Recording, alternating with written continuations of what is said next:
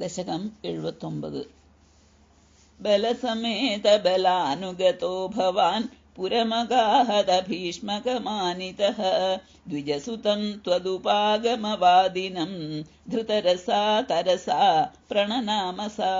भुवनकान्तम् अवेक्ष्य भवद्वपुः नृपसुतस्य निशम्य च चेष्टितं विपुलखेदजुषां पुरवासिनां सरुदितैरुदितैरागमन्निशा तदनु वन्दितुमिन्दुमुखी शिवां विहितमङ्गलभूषणभासुरा निरगमद्भवदर्पितजीविता स्वपुरतः सुभटावृता कुलवधूभिरुपेत्य कुमारिका गिरिसुतां परिपूज्य च सादरम् मुहुरयाचत तत्पदपङ्कजे निपतिता पतितां तव केवलम्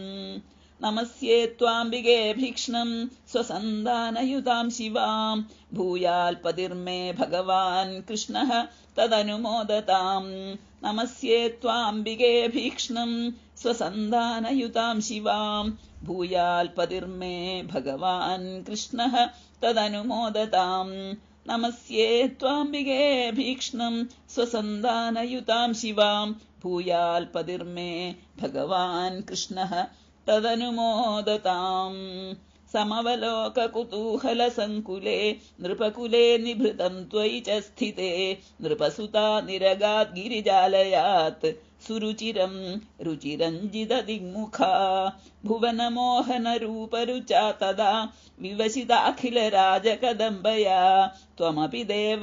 कटाक्षविमोक्षणैः प्रमदया मदयाञ्जकृषे मनाक् क्वनु गमिष्यसि चन्द्रमुखीति तां सरसमेत्य करेण हरन् क्षणात् समधिरोप्य रथं त्वमपाहृताः भुवि ततो विततो निनदो द्विषाम् क्वनु गदः पशुपाल इति क्रुधा कृतरणाय दुभिश्च जिता नृपाः न तु भवान् उदचाल्यत तैरहो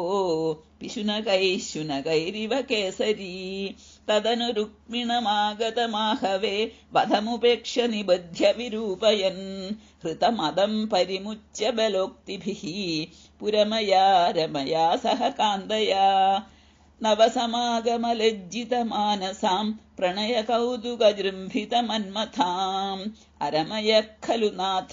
यथा सुखं रहसितां हसितांशु लसन्मुखीम् विविधनर्मभिरेव महर्निशं प्रमदमाकलयन् पुनरेकदा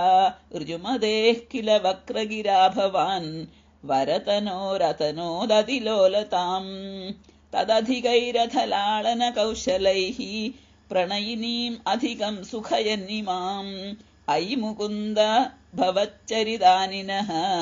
प्रगदतां गदतान्तिमपाकुरु